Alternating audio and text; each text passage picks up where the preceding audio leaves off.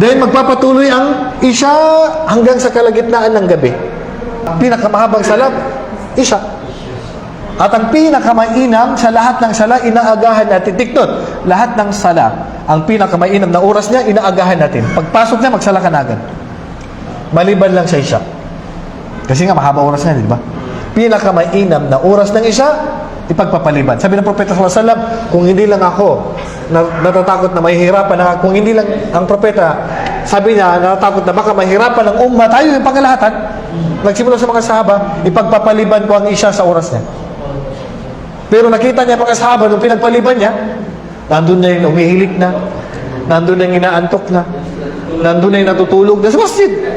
Kasi pinagpaliban kasi ng propeta yung Isya sa time niya, sinubukan niya ba? Inapansin niya yung mga sahaba, humihilik. Yung iba, nagiwang-giwang. Yung iba, humihilik.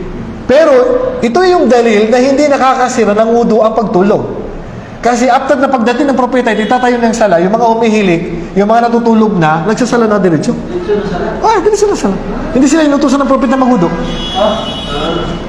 Kaya ito yung dalil ng mga ulama na nagsasabi na hindi nakakasira ang pagtulog na nakopo. At pagtulog na, gising. Pagtulog na, na control pa niya ang kanyang sarili. Naintindihan? Ano yun, sir? Isarado niya yan. Isarado. Ito yung dalil na ang pagtulog ng nakaupo, kahit na humihilik, ay hindi nakakasira ng wudu. Malinaw? Okay. Sabi ng Propeta sallallahu alaihi wasallam, kung hindi lang tayo mahihirapan, ipagpapaliban niya ang Isya.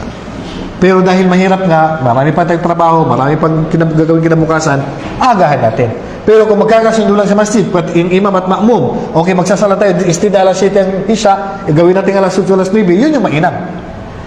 Lalo na sa mga kababaihan at walang jamaa, pag wala kang jamaa, walang masjid, especially sa mga babae, pinakamainam na isala nila ang Isya, net.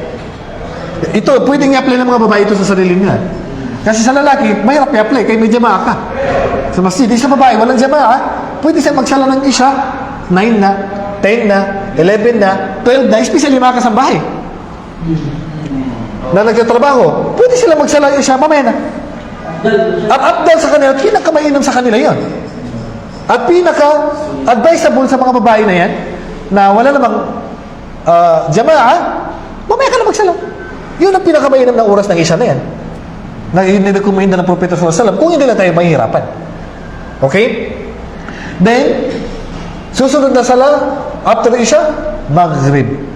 Maghrib, Fajar. Okay, yung Fajar, kung saan sumisikat yung araw, makikita lang ito sa mga open na lugar.